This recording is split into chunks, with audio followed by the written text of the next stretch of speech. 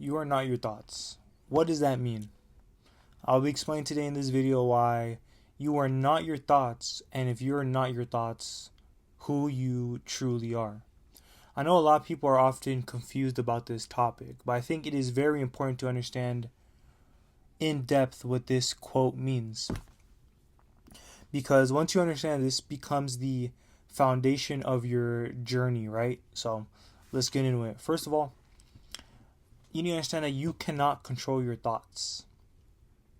Your thoughts are influenced by your environment, the people around you, the content you consume. So knowing that, we can safely say that most of our thoughts do not really come from us. They come from external sources, which means they are not truthful, which means they are not authentic, right?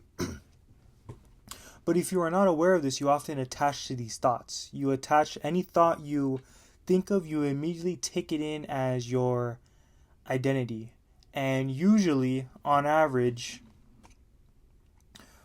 for some reason our brain works this way, but most of our thoughts, when we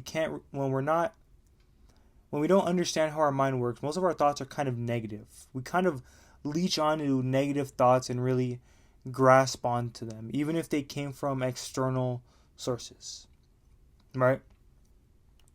So these thoughts often feel real to you, and you often associate to them so heavily, and you can't shake them off. That is because you have repeated these thoughts to yourself over and over the weeks, over the months, over the years, right? So eventually this thought kind of becomes part of your identity, because you've kind of wired your subconscious brain into believing that, for example, let's just say you can never make money, right? That's the example that we'll use, that you can never make money. So this kind of becomes real because now every time you're presented with an opportunity, or just your day-to-day life, your actions and your thoughts will always reference to your subconscious brain that you're broke, that you cannot make money. So your brain will literally block off any opportunities. It will always look for the worst. You will make decisions out of being broke because that is your identity that you have created, right? So how do we prevent this from happening? Is by understanding that you're not that voice in your head. You are the observer. You are not your thoughts. You are the observer. Now, what is the observer? What does that even mean, right? The observer is you.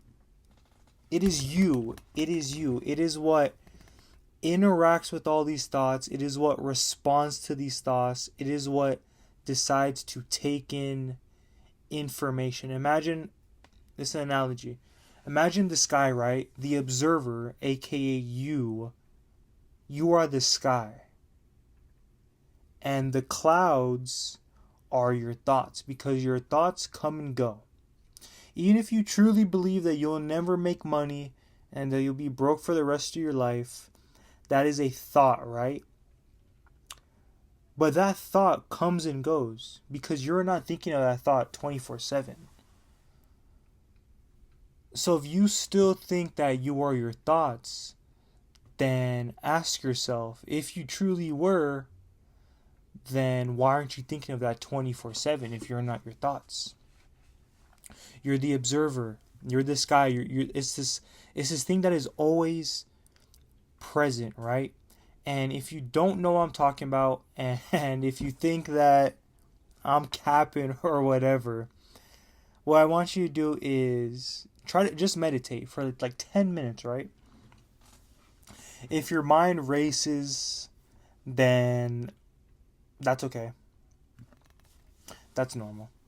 But really try to focus on the quietness in between thoughts. So let's say you're meditating and you have a thought like, this is dumb, my knee itches, what am I gonna have for dinner? These are all thoughts that we have, right? You'll notice that in between these thoughts, there will be a blank space where you are not thinking anything, but you're still aware. You're still aware that you're sitting down and you're meditating, but no thoughts will be running inside of your head. It will just be quietness. But you are still aware, obviously. You're still conscious. So this little kind of gap, if you're starting off, this quietness might last for 2 seconds. If you're meditating for a while, it might last for 40 seconds, however long, it doesn't matter. But that gap is the observer. It is you. It is the thing that is always present, right? This quietness, this gap where there's no thoughts, proves that you are not your thoughts, right? And meditation is a great way to become familiar with the observer. We'll call it the observer. Meditation is great because that quietness eventually grows. Let's say you can only go 2 seconds of quietness before another thought races in. And then maybe 3 minutes later of your thoughts running, you get 3 seconds of quietness. Once you meditate, your thoughts will slow down, and this quietness, this observer kind of period of time, will become bigger and bigger. And why is this important? Why is it important to understand that you're observing your thoughts? Like, what is that even going to do for you? Because you can control the observer. The observer is your true, authentic, divine self, you could say. And once these thoughts race in your head that you're broke, or that you're not good enough, or you're ugly, all these negative thoughts that often control you once they pop into your head, the ones you always spiral down into, once you've practiced becoming the observer, you can be aware of these thoughts. You can analyze these thoughts instead of just feeling them.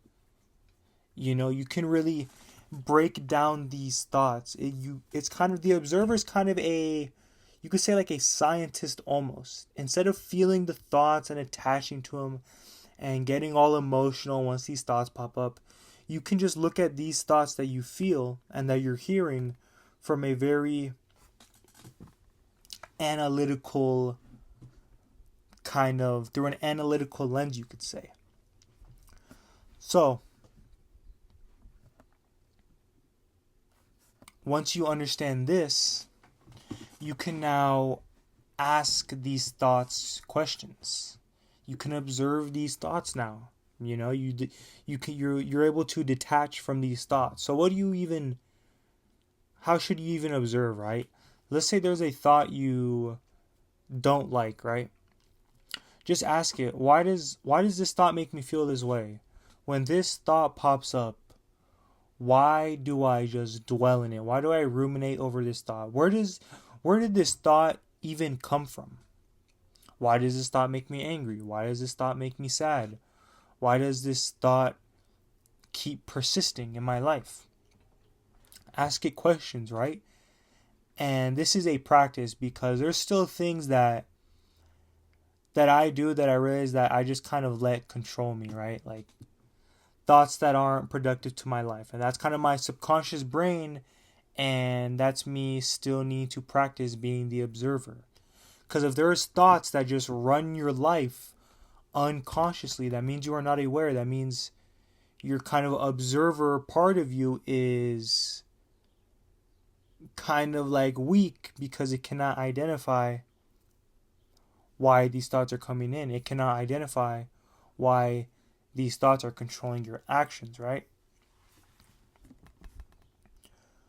So, there's kind of a lot. I'm gonna be honest, it's a little confusing to explain, right? Because it's kind of just a feeling thing. There's a lot of nuance to it, and there's a lot of practice. You practice it every day, It's not like I'm a master and I can just, live my life with no negative thoughts and I don't get angry. None of that. It's a practice, But once you become familiar with the observer, which is you, your life will become a lot more smoother because now your thoughts do not run your life. You can live more free. You can get out your head more, right? So, this is a practice. You know, this is something you have to be very conscious of. You know, to become familiar with the observer, you have to meditate. You have to be conscious on how you react to certain things, right? Sorry. But yes, I'm gonna make another video tomorrow also relating to this. This is kind of part one. Understand that you are not your thoughts, and understanding that who you are if you're not your thoughts, who you are. So thank you. Like, comment, subscribe, share, do all that. Thank you.